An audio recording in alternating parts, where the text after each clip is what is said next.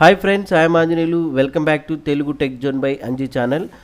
మరి మీరు ఎంఎస్ ఆఫీస్లో ఎక్సెల్ కానీ వర్డ్ కానీ ఏదైనా సరే 2007 కాకుండా ఇక 10, 16, 19, 21 ఏ వర్షన్ యూజ్ చేసినా కూడా ఇట్లా స్టార్టప్ స్క్రీన్ అయితే మీకు కనిపిస్తూ ఉంటుంది.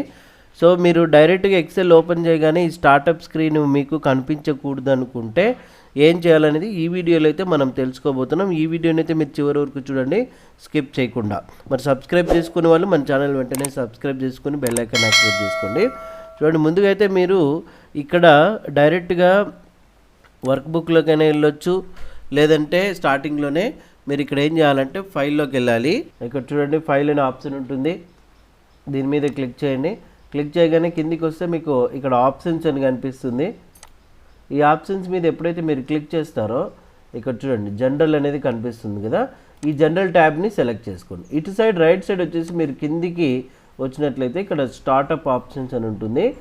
ఇక్కడ so the start screen when this application అని ఒక టిక్ మార్క్ అయితే ఉంటుంది కదా, దీన్ని తీసేయండి. ఓకే బటన్ అయితే ప్రెస్ చేయండి. ఇప్పుడు నేను ఎక్సెల్ అప్లికేషన్ని క్లోజ్ చేస్తున్నాను, మళ్ళీ ఓపెన్ చేస్తున్నాను. చూడండి ఎక్సెల్ అని ఇంకా రాదు, డైరెక్ట్గా వచ్చేస్తుంది అనమాట. ఇట్లా సో మీరు స్టార్టప్ స్క్రీన్ మీకు రాకూడదు అనుకుంటే డైరెక్ట్గా ఈ ఆప్షన్ అయితే యూజ్ చేసుకోవచ్చు. ఒకవేళ తీసేయాలనుకుంటే మరి యాజ్ యూజువల్గా సేమ్ ప్లేస్కి వెళ్ళండి.